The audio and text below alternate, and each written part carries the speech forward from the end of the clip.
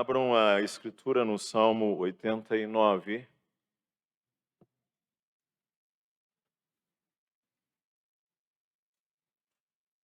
Salmo 89 é um salmo grande.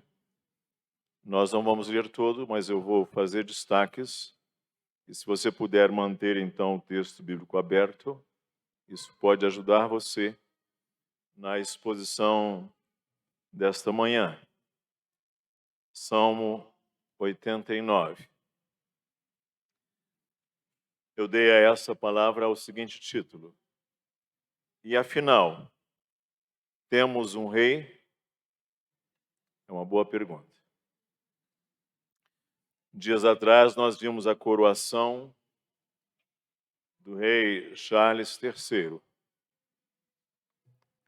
que é rei de um grande contingente de pessoas do planeta Terra, sucedendo a sua mãe, longeva Dona Elizabeth II, ou Isabel II.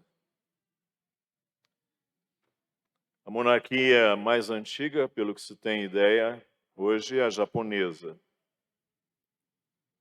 A Casa Imperial do Japão, atualmente ocupada pelo imperador Naruhito, conta com 126 monarcas na história. Na Europa, os dinamarqueses têm uma monarquia originada no século X, em antigos reis vikings. E sabe-se que a Casa de Saúde, que é a família real da Arábia Saudita, é a mais rica casa imperial do mundo. Eu não contei esse dinheiro, alguém me disse, eu li isso em algum lugar. Dizem que que os monarcas da Arábia Saudita são mais ricos do que a Casa de Windsor, a casa inglesa. Dizem, aliás, que são mais ricos do que a família do Catar, a família real do Catar, que dias atrás virou notícia aqui no Brasil, todos sabem. Mas esses reis, por mais fortes e imponentes e ricos que sejam, eles hoje não são absolutos. Eles são limitados, ora, por uma Constituição, tem um parlamento ali, tem um primeiro-ministro. Eles não são absolutos. Mas quando a Escritura fala de rei, não pensa assim. Rei na Escritura, e esse rei que nós cantamos aqui, praticamente todos esses hinos, é um rei absoluto. Ele reúne todos os poderes, executivos, legislativos, judiciários. Ele é absoluto. Quando se fala em rei nas Escrituras, é assim que tem esse sentido. Hoje estou encerrando essa série do quarto domingo, série que dei a ela o título O Coração do Levita, que é o terceiro livro dos Salmos, Salmos 73 a 89.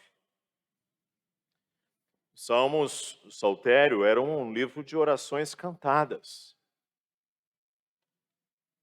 Davi teve um forte vínculo com o ministério levítico. Davi era músico, tinha os seus instrumentos, os levitas usavam os instrumentos de Davi, que eram 3.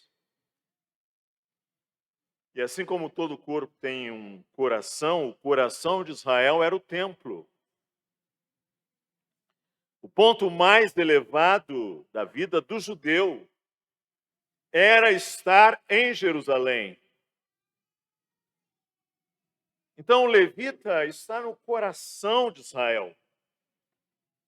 O que você tem aqui neste livro 3 dos Salmos é uma ênfase muito grande em Davi, é uma ênfase muito grande em Jerusalém, é uma ênfase muito grande no templo. O sentimento do levita para com o templo é algo encantador. Ele diz: quão amáveis são os teus tabernáculos, Senhor dos exércitos. A minha alma suspira e desfalece pelos atos do Senhor, o meu coração e a minha carne exultam pelo Deus vivo. O pardal encontrou casa e andorinha para ninho para si, onde acolha os seus filhotes. Os teus altares, Senhor dos exércitos, Rei meu e Deus meu. Bem-aventurados os que habitam em tua casa, louvam-te perpetuamente. E ele termina dizendo: pois um dia nos teus átrios vale mais que 1000. Vale mais que 1000. E eu prefiro estar à porta da casa do meu Deus a permanecer nas tendas da perversidade. Isso aqui é o coração do levita. Agora estamos no Salmo 89 e com ele a gente encerra essa série expositiva. Vou dividir esse salmo em 3 partes. A primeira parte é: Jeová é o rei de Israel. A segunda parte é: o trono de Davi é para sempre. E a terceira parte é: Jeová, o que está acontecendo? Jeová é o rei de Israel, está nos versos de 1 a 18. Por isso, ele começa recordando este Salmo 89. Ele recorda a fidelidade, a benignidade. Veja os versos de 7 a 15. É a experiência levítica. Deus é sobremodo tremendo na Assembleia dos Santos e temível sobre todos os que o rodeiam. Ó Senhor Deus dos exércitos, quem é poderoso como tu és, Senhor, com a tua fidelidade ao redor de ti. Dominas a fúria do mar, quando as suas ondas se levantam, tu as amainas. Calcaste a Raabe é Jericó, como um ferido de morte, com o teu poderoso braço dispersaste os teus inimigos.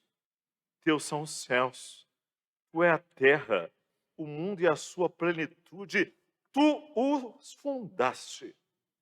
O norte e o sul, tu os criaste.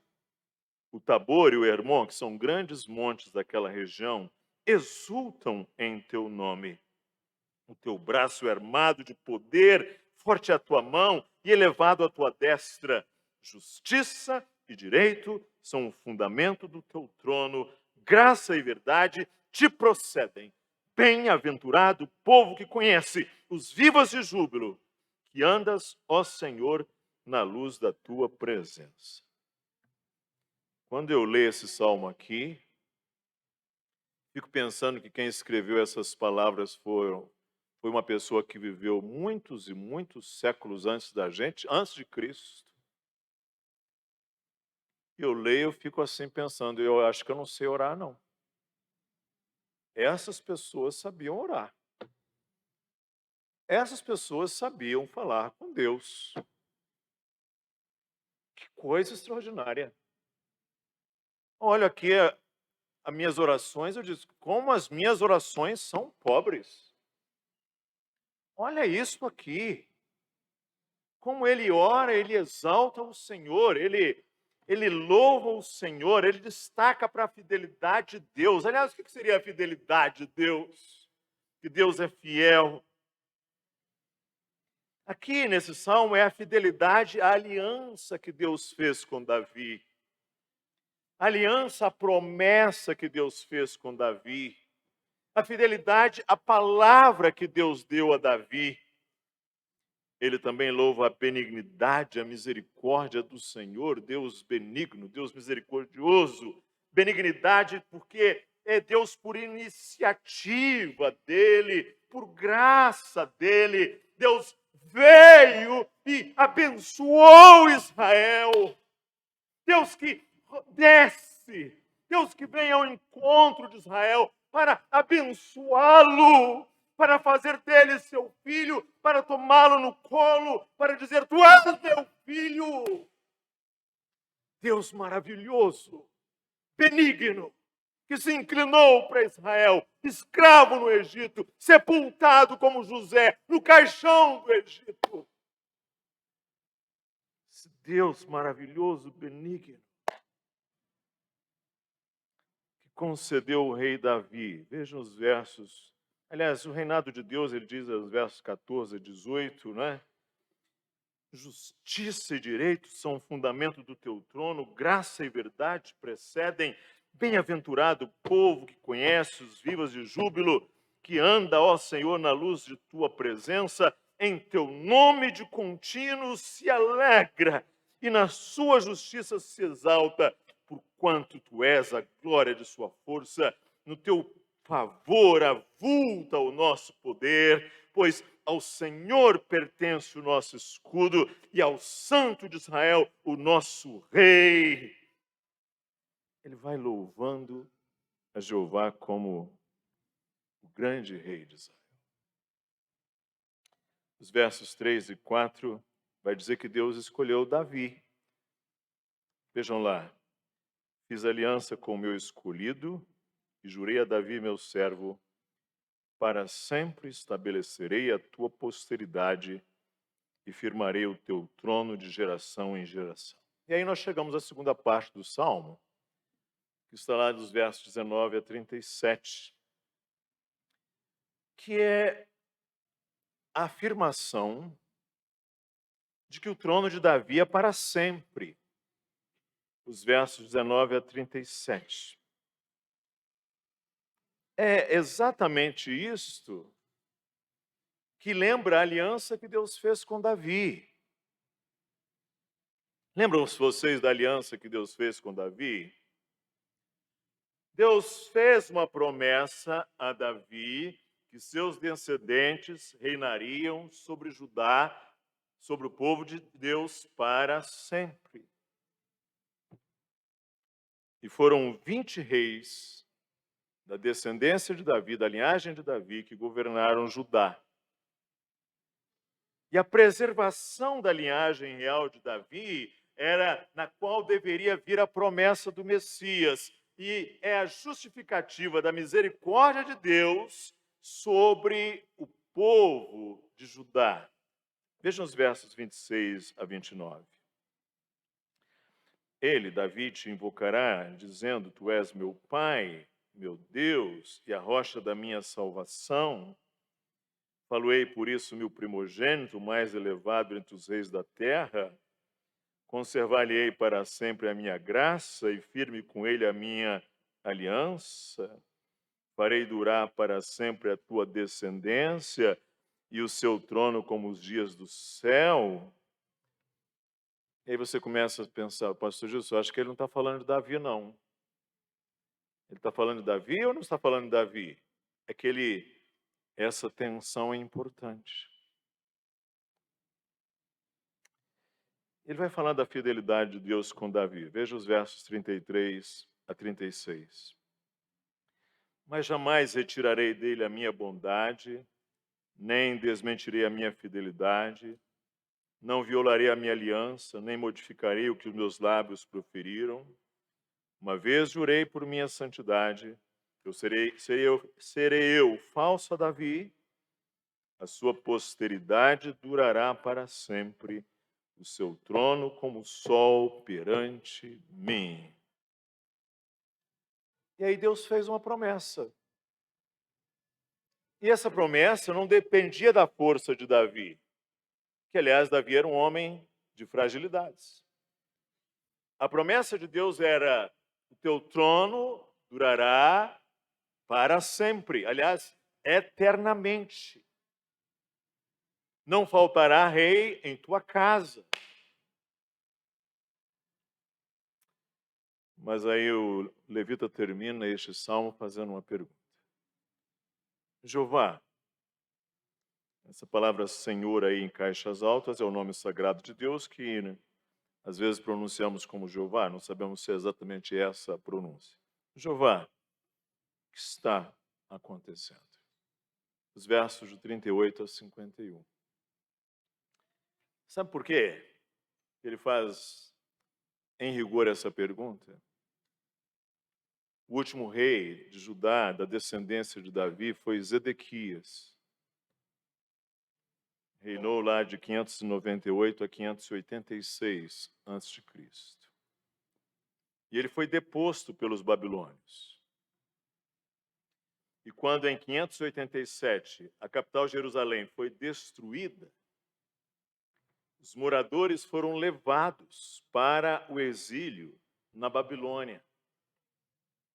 E o texto diz assim, de Crônicas: e queimaram a casa de Deus, e derrubaram os muros de Jerusalém, e todos os seus palácios queimaram a fogo, destruindo também todos os seus preciosos vasos.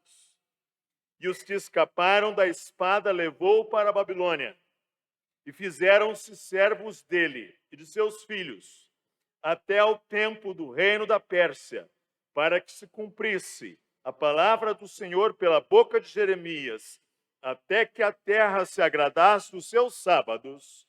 Todos os dias da assolação repousou, até que os 70 anos se cumpriram.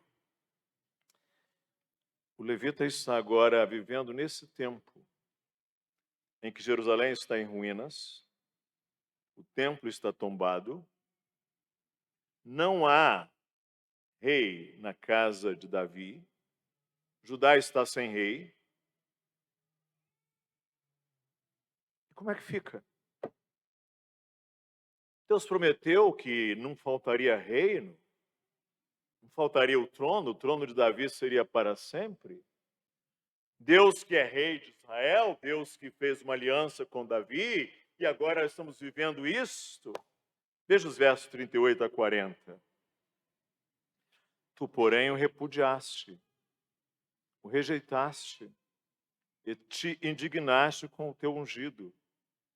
Aborreceste a aliança com o teu servo, profanaste-lhe a coroa, arrojando-a para a terra, arrasaste os seus muros todos, reduziste a ruínas as suas fortificações, despojam-no todos os que passam pelo caminho, e os vizinhos o escarnecem.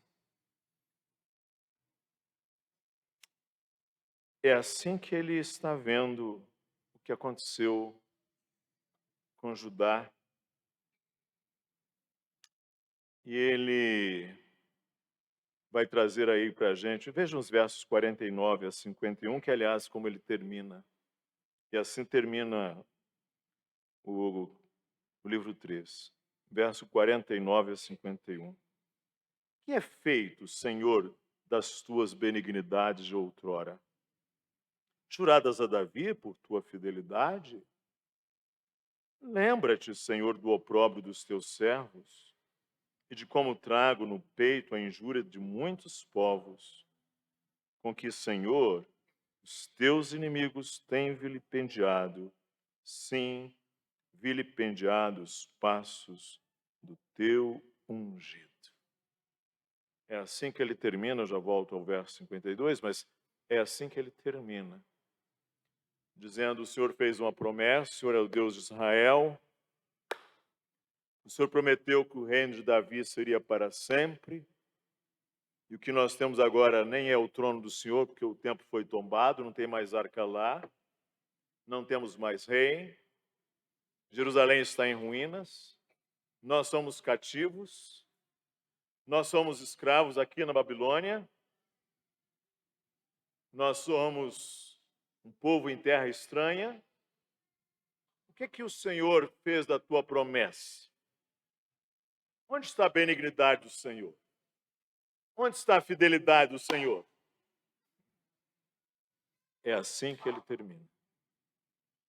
Provavelmente o levita viu seus familiares morrerem, alguns, seus filhos sendo levados escravos, suas terras sendo invadidas, suas casas de campo derrubadas, suas colheitas dizimadas, e agora eles vão como escravos, alguns mortos em situações terríveis. Senhor, se o Senhor prometeu, o que está acontecendo? É assim que o levita termina. Aliás, ele não termina assim, porque ele termina com o verso 52, com a bênção. Ele diz: bendito seja o Senhor para sempre. Amém e amém. É assim que todos os grandes 5 livros, na verdade, os 4 primeiros livros, terminam o Salmo. Salmo 41, verso 13, termina assim. Salmo 72, verso 19, termina assim. Aqui termina assim. Salmo 106, verso 48, termina assim. E no livro 5º, último do Saltério, diz: todo ser que respire, louve ao Senhor. Aleluia, porque os últimos salmos começam e terminam com a expressão aleluia. E aí, como é que a gente fica lendo um salmo desse? Um desafio para nós, não é? Porque quando lemos as alianças que Deus fez no Antigo Testamento, a gente ouve que Deus não mente, que Deus não falha, que Deus não esquece da sua palavra. E todas as vezes que a gente precisa relacionar as alianças, a velha e a nova, nós precisamos discernir o que nelas permanece e aquilo que tinha uma vigência temporária. E por vezes nós equilibramos mal essas coisas. Às vezes há teologias que fazem recortes e rupturas absolutas. Ou seja, não tem nenhuma relação entre o Velho e o Novo Testamento. São coisas totalmente separadas. Eu quero dizer que isso é errado. E há outros que fazem uma relação tão forte entre o Antigo e a Nova, o Antigo Testamento e o Novo Testamento, mas fazem um nivelamento linear. Ou seja, eles veem uma unidade, mas como se fosse uma linha de trem, entendam assim. Ou seja, alguns reformados, bons reformados no Brasil, pensam assim. Eles imaginam que a relação entre a antiga e a nova aliança é mais ou menos como se fosse uma linha de trem, no mesmo plano. Apenas o que mudam são as estações. Ou seja, você chega a uma estação nova no Novo Testamento, na Nova Aliança, mas o nível é o mesmo. Eu também quero dizer, então, que essa visão é equivocada, porque ela iguala em absoluto igreja e Israel. Ela iguala em absoluto circuncisão e batismo. Ela iguala em absoluto Páscoa e ceia do Senhor. Essa é uma visão simples.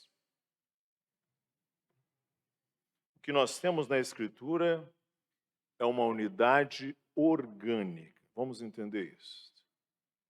Ou seja, é como uma grande árvore em crescimento. Não é uma linha de trem. Não é a unidade de uma linha de trem. É a unidade de uma árvore, uma mesma árvore em crescimento.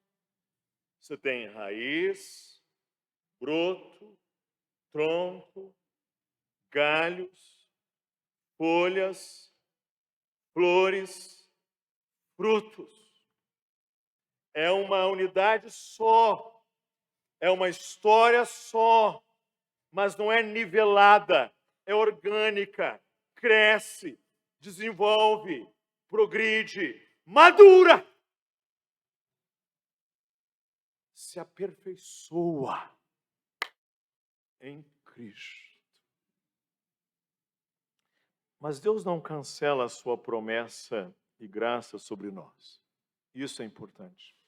A saber que da casa de Davi nasceria o Redentor, o nosso Salvador, e de lá ele mandou o povo voltar para Judá, que diz assim, lá da Babilônia, porque no primeiro ano de Ciro, rei da Pérsia, para que se cumprisse a palavra do Senhor pela boca de Jeremias, despertou o Senhor o espírito de Ciro, rei da Pérsia.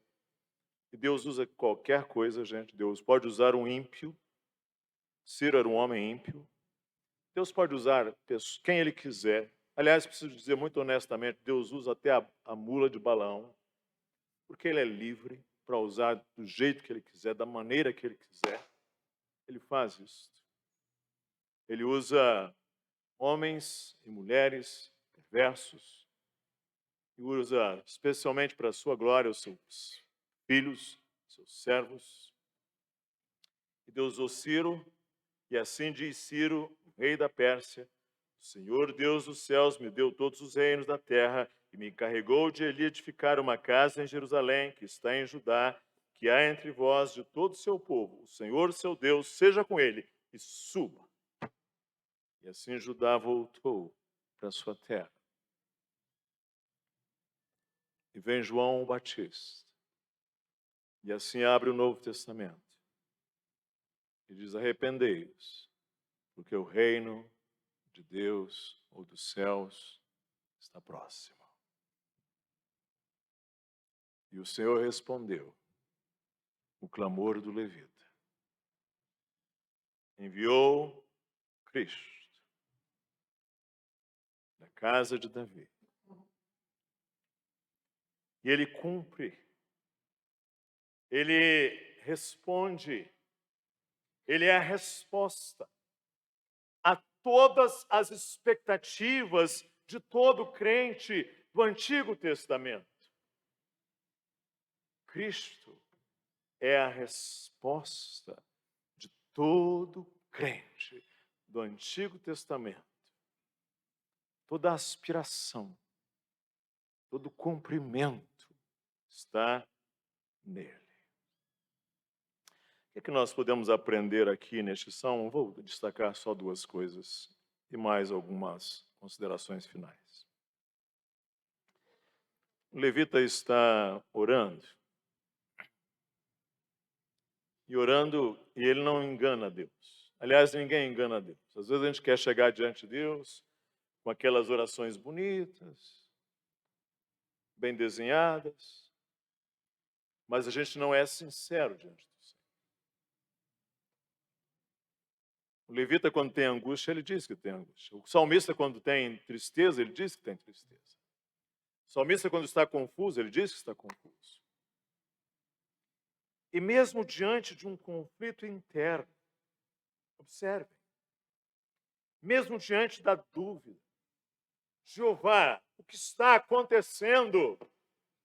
Mesmo diante da angústia, mesmo diante do desapontamento, ok, a gente olha para trás, nós temos a vantagem, estamos aqui em 2023, sabemos que Cristo já veio, sabemos o final da história, sabemos como as coisas se deram, sabemos que Judá voltou para sua terra, sabemos que houve um rei chamado Ciro que devolveu Judá para sua terra, mas o levita, quando fez essa oração, ele não sabia destas coisas. Ele apenas tinha a sua dúvida, a sua angústia, o seu desapontamento, a sua expectativa ainda não atingida, a sua súplica ainda não atingida, mas ele está orando. Ele está orando. Ele está com confiança. Ele termina: bendito seja o Senhor para sempre. Amém e amém. Ou seja, a sua fé não depende daquelas circunstâncias que estão ali. Ele faz ao Senhor: o que está acontecendo? Onde está a tua aliança? Onde está a tua promessa? Mas ele está seguro de que Deus não vai deixar a sua súplica sem resposta. Porque Deus não é homem para mentir, não é filho do homem para que minta, não é filho do homem para que se engane, para que se equivoque. Ele é perfeito em todos os seus caminhos. E na dúvida, no conflito interno que você estiver vivendo, na angústia, no desapontamento, na expectativa ainda não atingida, nessa doença que está aí, que você está lutando com ela, quando a sombra da morte vem à sua casa,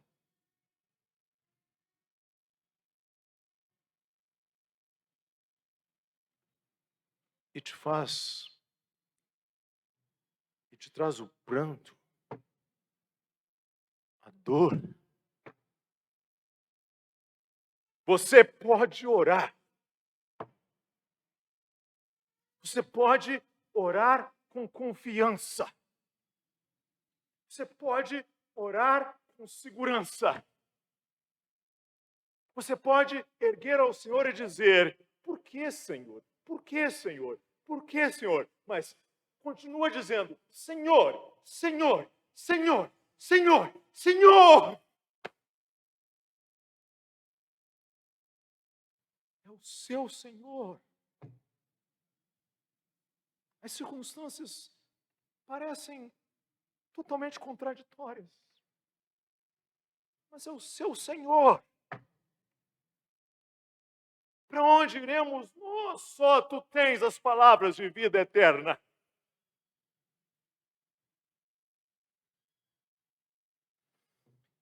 No último clamor do levita, em segundo lugar,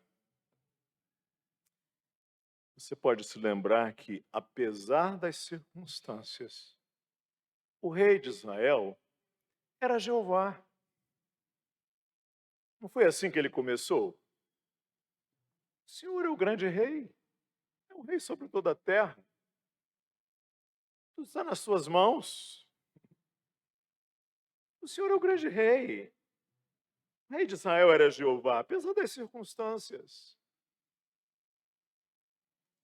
E agora Jeová está permitindo ali que a terra tenha os seus sábados. 70 anos. Cativeiro duro. Tristeza. Mas a graça de Deus está lá, está com Esther, está com Daniel, está com Sadraque, Mesaque, Abednego, está com aqueles homens, Mardoqueu, está lá. A graça do Senhor continua, está com Ezequiel ali junto ao rio, lá em Quedar, trazendo a sua profecia. Está a graça do Senhor ali, permanece, porque o Senhor continua sendo o rei de Israel. E ele é maravilhoso. Ele é maravilhoso. Ele é bom.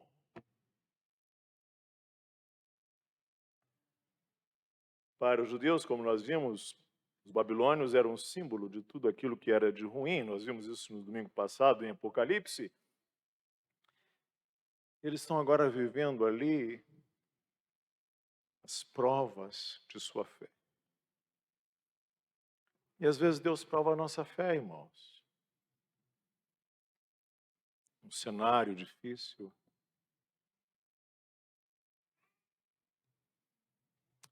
Alguns irmãos dessa igreja têm passado provas de fé imensas. Imensas.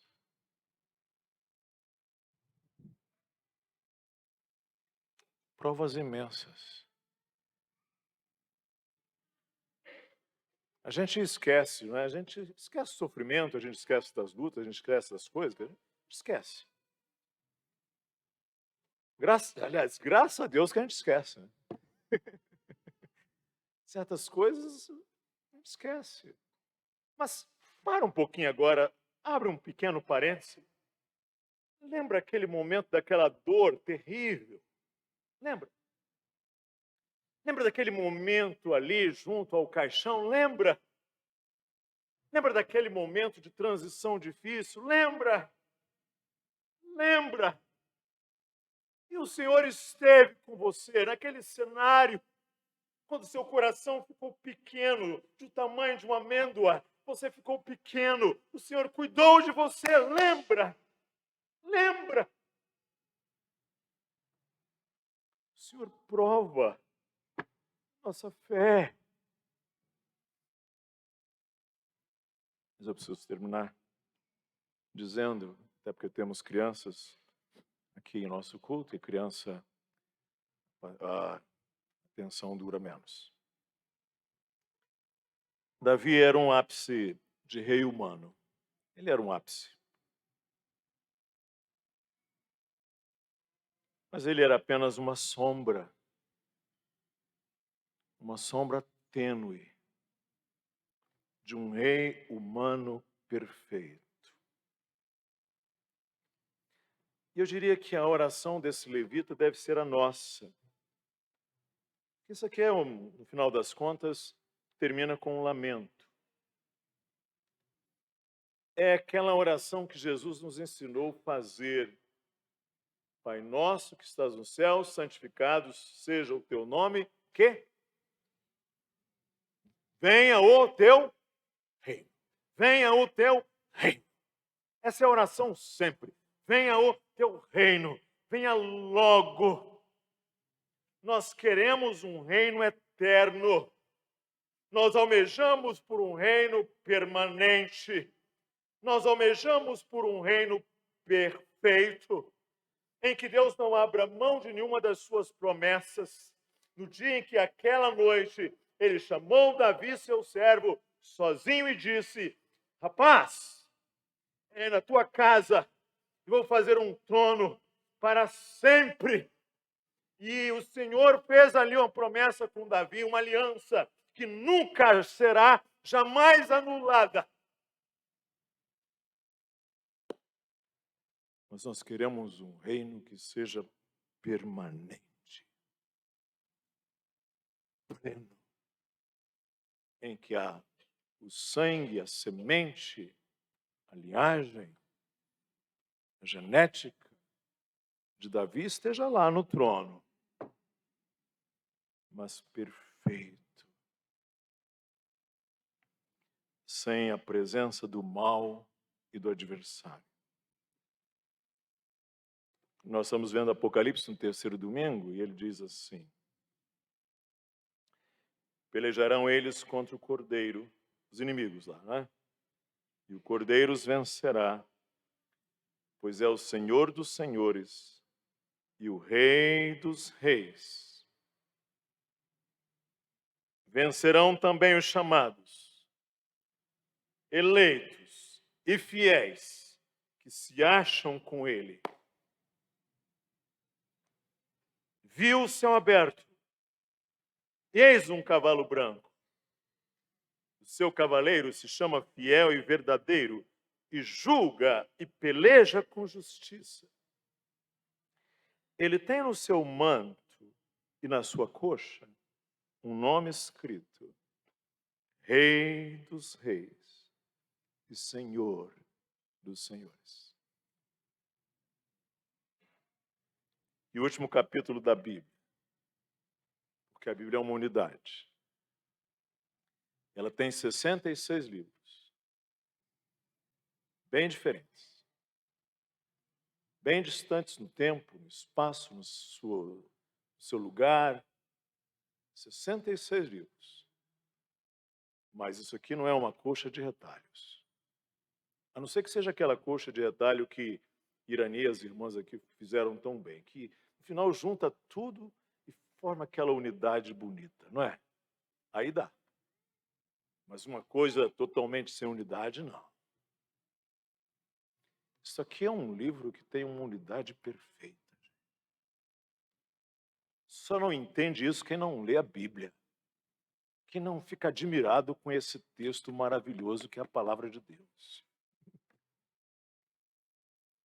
A Bíblia tem uma unidade. Os teólogos liberais não entendem isso, né? Tropeçam aí, caem aí. O último capítulo diz assim: nela estará o trono de Deus e do Cordeiro.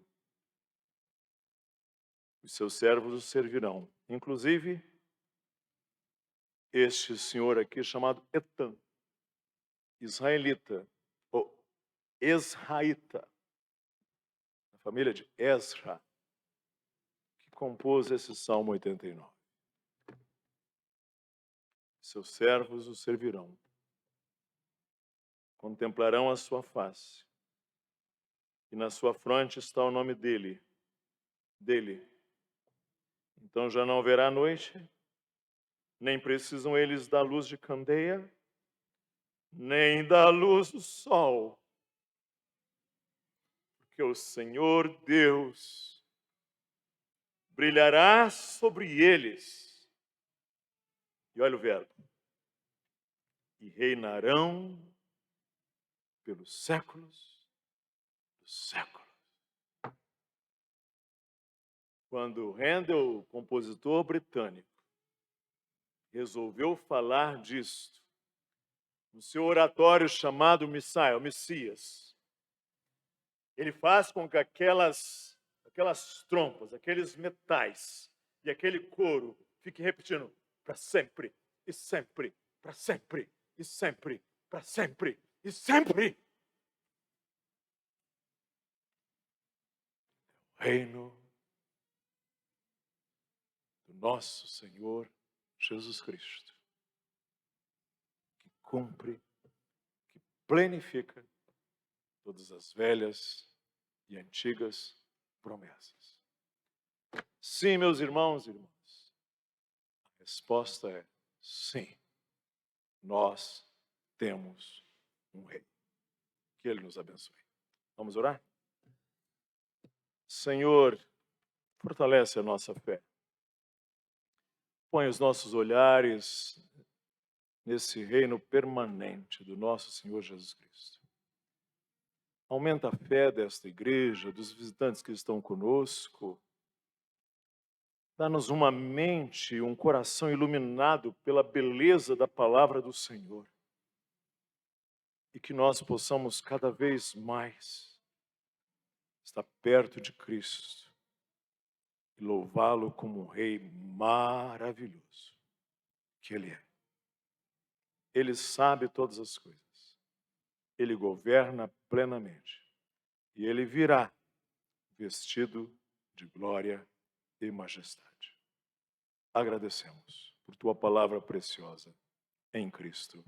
Amém.